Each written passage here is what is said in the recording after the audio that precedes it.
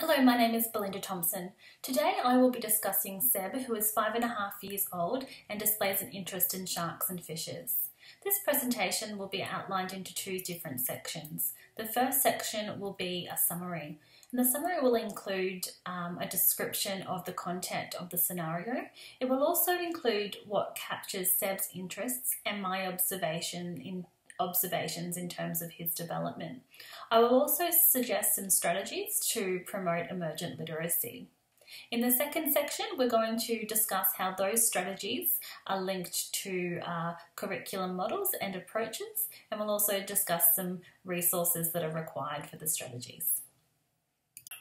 What captures the child's interest, and what can the child do in terms of language development? So the context of this scenario is that 5.5-year-old Seb from Sirens Films is sitting at a table engaging in a craft activity while talking with his mother. The things that capture Seb's interests are fish and shark. He displays this by discussing the topic in detail, including sharks' teeth, sharks' tails, the colour of fish and sharks, and other names of different types of fish and sharks. Seb is also interested in film, and he displays this by referring to Finding Nemo. He is also engaged in conversation with his mother, and he's asking questions and responding appropriately. In terms of my observations, I observed Seb to talk a lot. His listening skills were quite good. He asked questions and responded accordingly. He used numerous words and continuous sentences. He took turns in speaking with his mother, and he had the ability to project his own ideas.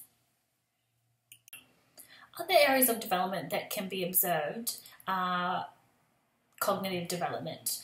So Seb displayed cognitive development by answering questions. He also has the ability to recount information, and this was outlined when he was describing the storyline to Finding Nemo and also describing the characters from that film.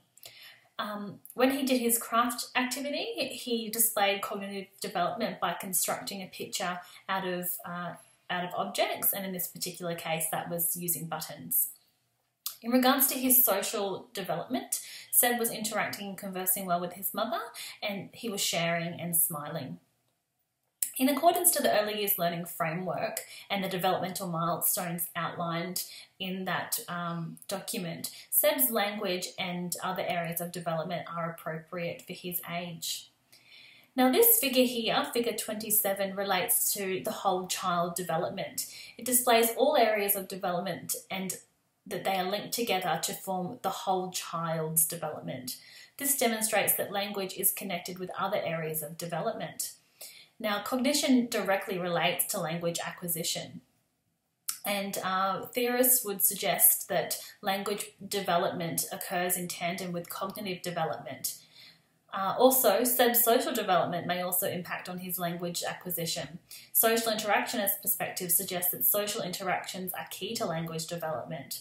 So as you can see, all areas of development are linked together, and language acquisition is affected by the other areas of development. Emergent literacy. Emergent literacy is what children learn about reading and writing before they are considered readers and writers themselves. So what can educators do? What can we do to support emergent literacy development? First, we could stimulate the child's interests. In this case, it's Seb's interest in fish and sharks. Then we could use the scaffolding approach. Now, the scaffolding approach is when an adult provides support to a child for them to achieve something they cannot achieve on their own. Now, as the child's abilities increase, the level of support from the adult decreases. In efforts to aid emergent literacy development, it's important that we evaluate the knowledge and skills of the child through observations, and also to consider the child's attitude and ideas about reading, and possibly establish new skills and thoughts about books and reading with the child. Now, some strategies to develop Seb's emergent literacy would include the show and tell activity. Now, I would encourage Seb to show the picture that he made of the shark and discuss his knowledge about the topic. Benefits of show and tell include that it provides an opportunity for children to become confident speakers. It also aids articulation and vocabulary, and it allows children to express language and sharing of information. The next strategy I would use is a research and discussion of sharks and fish. Now, you could do this via books, computers, or perhaps using a tablet, or you could do it in smaller groups or large groups using an interactive TV or whiteboard. Some benefits of this would include that it draws from the child's interests, and also it provides an exposure to language via books and multimodal texts. And the art activity, which is simply drawing and painting, and you could also link that to an underwater theme perhaps. The benefits of that is that you could create pictures to match words, and also images enhance language learning. So that's also a positive for that activity. How do the strategies connect to curriculum models and approaches? As Seb is aged 5.5 years, the Early Learning Framework and the Australian curriculum are both appropriate models for this age group. However, as this presentation is based on an early childhood setting, the focus will remain on the Early Years Learning Framework. So show and tell is connected to the outcome 5 of the Early Years Learning Framework, which is children are effective communicators. So in order to link these two together, we have to establish what connects the activity and the model together. So we refer to the learning outcomes, and the learning outcomes suggest that using language, children should share ideas and their feelings. Also, it suggests that in group settings, children will contribute to discussions by expressing their ideas and experiences. They should also be able to do this with confidence and deliver a message with purpose. So connecting this back to show and tell, it does link quite well in that show and tell does aid all of those learning outcomes. So as I said, this age group could also link to the Australian curriculum, and I won't go into detail in regards to that, but the show and tell activity does link through the composing text, through speaking, writing and creating, and that's from general capabilities of the Australian curriculum.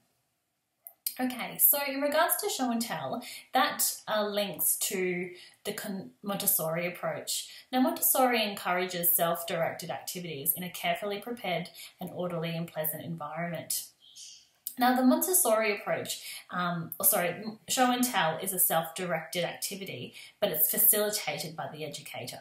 But the children themselves direct the learning, which is why I've linked this activity to the Montessori approach. Okay, moving on to the research and discussion activity. The research activity is linked to outcome 4 of the Early Years Learning Framework, which is that children are confident and involved. Now, this links to the learning outcomes in that it suggests that children should display enthusiasm and curiosity in their learning. Now, as this activity is linked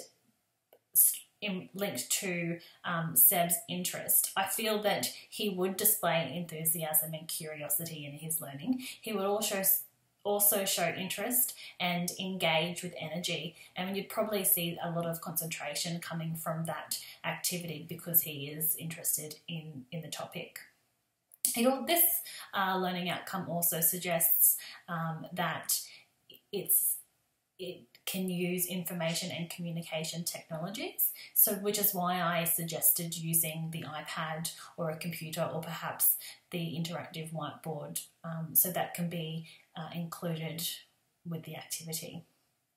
In regards to the approach for this activity, I would connect it to the Reggio Emilia approach, which encourages teachers to become facilitators and co-learners. The Reggio educator asks questions and engages children to lead to further thinking and action. Books and other resources are encouraged in this approach. Now, the Reggio Emilia approach do not fear change. They are open to new ideas and concepts about learning and teaching, which is why I have linked this activity to this approach, simply because they encourage the use of computers and tablets. The Montessori and the Steiner approach, or the Waldorf approach, do not encourage those devices at this age. The art activity is connected to the outcome 5, which is the same as the show and tell activity, which is that children are effective communicators. It's somewhat different though with this activity, as it's connected to the learning outcomes that suggest that language and project meaning are aided through representation of art and music. So basically, language is developed through the use of art, which in this case is drawing or painting. Again, referring back to the Australian curriculum, it does link to composing text through speaking, writing and creating, which is in the general capabilities of the Australian curriculum. Now, in regards to the approach, I connect this to the Waldorf approach, and the Waldorf approach encourages practical activities such as crafts, paintings, crayons, and colouring with beeswax. Now, the Waldorf approach use imagery and drawing to aid letter learning, so I feel that this was an appropriate connection as we are using drawing in this activity, and how this can connect to language acquisition. Now, the 3 pictures illustrated on this page is simply, the first one shows a young boy engaging in a show and tell activity. The second is a young boy reading, and that refers to the research activity. And then, of course, the children in the last picture refers to the art activity. What resources are required for these strategies? For the show and tell activity, I would like to recommend a listening and learning mat. That's simply an area for the children to sit as a group. A show and tell calendar is also a good idea, and perhaps you could group the children into small groups with specific dates per month where they could have their show and tell turn. The research and discussion activity, you would require books, and that would also be age-appropriate books. So picture books with simple text would be appropriate for this age. I would also use a computer or a tablet, and an interactive whiteboard or TV would also be helpful in group scenarios and discussions. For the art activity, paper, paints, paintbrushes, perhaps an easel, definitely a smock for protecting our clothing. If you're drawing, some crayons or pencils, and definitely some tables and chairs as well. Now that brings us to the end of this presentation.